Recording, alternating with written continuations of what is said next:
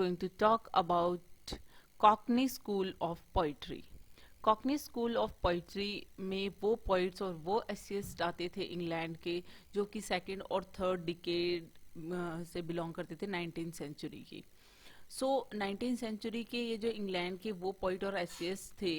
जिनको Cockney school में उनको कैसे इनको डाला गया, तो दैट मीन्स इनको कॉकनी स्कूल ऑफ पोइट्री का नाम किसने दिया। तो ये एक शेमफुल मैनर में और लॉकहार्ट ने ब्लैक वुड्स मैगजीन में इन 1817 में उनको नाम दिया। दैट मीन्स यहाँ पे जो थे कि ब्लैक वुड्स मैगजीन जो है इसमें ले हंट है, जॉन कीट्स है, विलियम हैजलिट है, इनको इनमें एक मतलब अपमानजनक या ऐसे गलत तरीके से इनको कहा गया था कि ये जो हैं कॉकनी स्कूल ऑफ पोइट्री से बिलोंग करते हैं because of their lower middle class background. तो ये चीज़ गलत थी, लेकिन ये जो लंदन में रह रहे थे और उनके साथ ही ये जो हैं लोअर मिडिल क्लास से बिलोंग करते थे, दैट्स वाई उन्होंने उन पे ये कहा था। कीट्स जो थे वो ही अगर देखा जाए तो कॉकनी स्कूल ऑफ पोइट्री से बिलोंग करते थे, क्योंकि हैजलिट तो लंदन में बॉर्न भी नहीं हुए थे, बट फिर भी ये जो सारे पोइट्स जो थे विलियम हैजलिट हैं, ले हंट है, जॉन कीट्स हैं, इन सब को कॉकनी स्कूल ऑफ पोइट्री में शामिल किया गया क्योंकि इनको सब अलग अलग चीज़ों की वजह से, दैट मीन्स इनके वर्क्स को देख के कि ये एक अच्छे पोइट की तरह वर्क नहीं लिखते हैं, ऐसा उन्होंने ब्लैकवुड्स मैगजीन में लिखा था कि जैसे कि किड्स के लिए उन्होंने उनके लो डिक्शन के लिए उनको टारगेट किया था, और साथ ही साथ में जो विलियम हैजलिट है और जो ले हंट है, इनको उनके जो वर्किंग क्लास स्पीच है उसके लिए उन्होंने टारगेट किया था। सो इस तरीके से यहाँ पे जो जॉन विल्सन क्रूकर के जो यहाँ पे ब्लैकवुड्स मैगजीन थी, उनमें किस तरीके से जो यहाँ पे जॉन गिब्सन लॉकहार्ट है और ये सब मिलकर इनको किस तरीके से इन पे अटैक करते हैं, स्पेशली कीट्स का जो वर्क है एंडमियन, उसके लिए उसे अटैक किया जाता है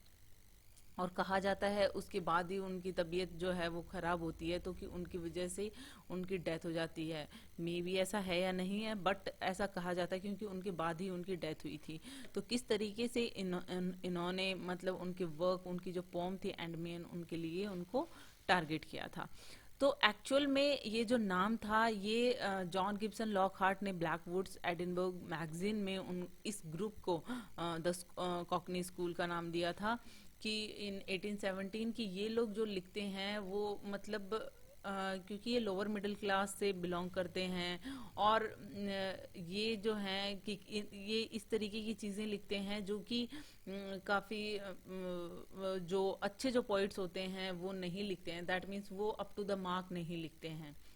उनका कहना ये था। लेकिन इस तरीके से उनका जो ब्लैकवुड मैगजीन में काफ़ी उन्होंने हार्शली लिखा है और इसी तरीके से उन्होंने कीट्स पे भी उन ऐसी चीज़ों को लिखा है, स्पेशली उनको टारगेट किया है। जैसे आपने बहुत बार देखा होगा, जैसे कि सैटनिक स्कूल में भी आपने स्कूल ऑफ पोइट्री पे मैंने वीडियो डाला हुआ है, उसमें भी देखा होगा कि रॉबर्ट साउदे और बायरन के बीच में किस तरीके से जो है अटैक होते हैं, किस तरीके से रॉबर्ट साउदे बायरन के बारे में, बायरन को सैटन कहते हैं क्योंकि बायरन उनके लिए कैसे कैसे कमेंट करते हैं, पर्सनल कमेंट करते हैं, उनकी वाइफ के लिए कमेंट करते हैं।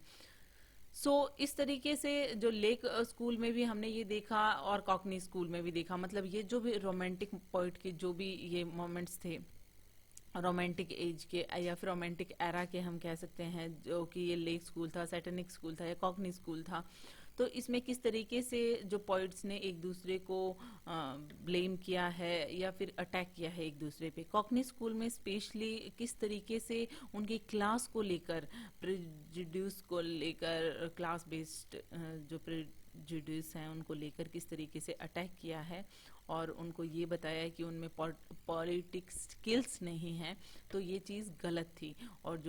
जो कि इन्होंने जॉन कीट्स के बारे में, विलियम हैज़लिट के बारे में और ले हंट के बारे में कहा है। तो अगर हम देखें तो इनकी जो कैरेक्टरिस्टिक्स हैं इस कॉकनी स्कूल ऑफ पोइट्री की, वो क्या है, दैट मीन्स ये जो पोइट्स थे वो कैसा लिखते थे। ये मोस्टली अर्बन लाइफ पे फोकस करते थे, अर्बन लाइफ की रियलिस्टिक रिप्रेजेंटेशन करते थे, उनको एकदम रियलिस्टिकली वहाँ पर क्या हो रहा है, अर्बन लाइफ में क्या डिफिकल्टीज हैं, उन चीज़ों को शो करते थे अपनी पॉम्स में या वर्क्स में। पॉलिटिकल एंड लिटरेरी व्यूज भी देते थे।